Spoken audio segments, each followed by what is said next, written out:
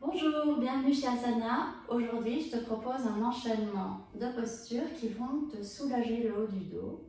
Le haut du dos, bien souvent maltraité par notre mauvaise posture au travail, sur nos écrans ou dans la voiture. Dans tous les cas, c'est jamais bon pour le haut du dos. Alors, ce petit enchaînement, il va commencer par un très classique chat de vache que tu connais bien.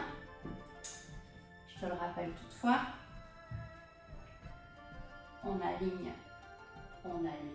les genoux et les poignets. On inspire vers le haut. On expire vers le bas. On relâche. Cette fois-ci, on insiste sur la tête, le cou. Inspire. Pousse tes mains dans le sol. Expire. Fais ça autant de fois que tu le souhaites. On part toujours de ce 4 pattes et tu vas tendre la main droite et la passer sous le bras gauche comme si tu passais une aiguille. Tu viens poser l'oreille et l'épaule droite au sol et la variante c'est que tu vas tendre le bras gauche le plus loin possible de sorte que ce soit cette partie-ci qui va s'étirer et qui va venir te soulager. Ce petit mouvement te soulagera, c'est sûr. N'hésite pas à rester 5 ou 6 respirations complètes, même 10 si tu veux, de chaque côté. Donc ça donne ceci. Tu reviens. Tu pars de cette posture au dos neutre. Tu tends cette fois la main gauche et tu viens la passer sous le bras droit. Entre le ventre, respire bien. Tends bien la main droite.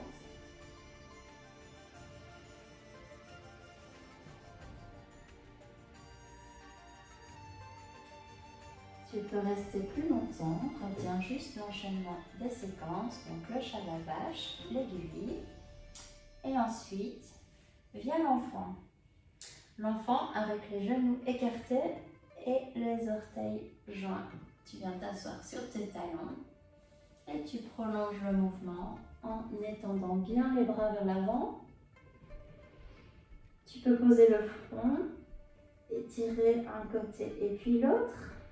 Tu peux en rester là. Si tu veux aller plus loin, moi je t'invite à aller plus loin. Tu vas t'étirer en allant vers la gauche de ton tapis et venir poser la main droite sur la main gauche. Et tu restes de nouveau dans cette posture d'étirement où c'est tout le côté droit qui va s'étirer pour plusieurs respirations. Tu reviens. Même chose de l'autre côté. Vers la droite cette fois-ci. Main gauche sur la main droite. Et c'est tout ce côté-ci qui s'étire de la hanche vers le bout des doigts. Donc je te rappelle, le chat à la vache, l'aiguille, l'enfant. Ensuite on passe aux animaux. On revient en posture du héros qui va se transformer en aigle, en une bulle. Tu tends les deux mains, tu passes la main droite sous la main gauche. Au niveau des coudes, tu plies, c'est tout simple. Et tes mains se retrouvent dos à dos. Si tu restes dans la posture simple, si tu veux aller plus compliqué, tu peux refaire encore un enroulement et tes deux mains se retrouvent face à face.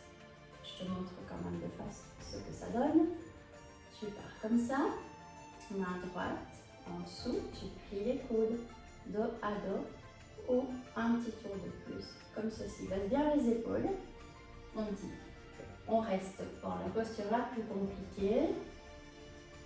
Tu montes sur une inspiration, tu descends bien et tu sens tout le haut du dos qui travaille. Ne focalise pas sur le fait de faire un lien complet. Ça peut juste être dos à dos quand tes épaules travaillent. Tu montes, inspire, tu descends, expire. Inspire, expire. De cette position de l'aigle, demi-aigle, on pourrait faire les jambes, on pourrait. Mais là, on ne va pas le faire. On se positionne en petit lièvre. Donc, les pieds joints, les genoux joints. Venir poser ta tête au sol. Et ensuite, tes mains vont venir sur tes pieds. N'oublie pas de bien respirer. Ici, tu as le dos rond. Et tu te laisses aller dans cette posture où tu soulages plus précisément la nuque. C'est pas grave si tu n'atteins pas tes talons. Comme ça, c'est bien aussi. Donc, comme ça, c'est bien aussi. Tu reviens. Alors, on va un petit peu changer de technique pour bien continuer à étirer le dos d'une manière presque automatique. Donc, tu ralentis un peu ta respiration, tu te poses, fléchis les genoux, tu poses tes deux mains comme des cactus, comme ça. Tu tends la jambe gauche, tu plies la jambe droite et tu viens déposer le genou droit sur ton côté gauche et tu respires. Tu regardes à ta droite, tu poses le pied par terre si tu sais.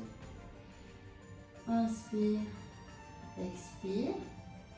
De nouveau, tu peux maintenir cette posture pendant autant de respiration que tu le souhaites. Retiens juste l'enchaînement. Tu reviens, tu fais la même chose de l'autre côté. Cette fois, c'est le genou droit qui va à ta droite. Et toi, tu regardes vers la gauche. Respire, ralentis et tu vas terminer cette belle petite séance par une position restaurative que tu vas agrémenter de tes briques de yoga que tu as ou que tu n'as pas.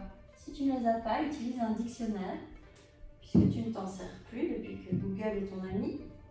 Tu viens te positionner le dos, donc très important la base.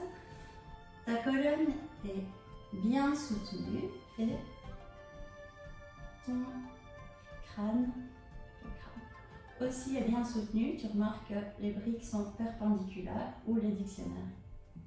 Là, tu peux vraiment te laisser aller. Tends les jambes, laisse tomber les bras sur le côté. Respire profondément en ouvrant bien la cage thoracique et tes omoplates te disent merci. Reste dans cette position aussi longtemps que tu peux. Et veille à ce que personne ne puisse venir te déranger. Tu peux même y passer 5 minutes, 10 minutes par jour. C'est une espèce de Shavasana en mode bouquet.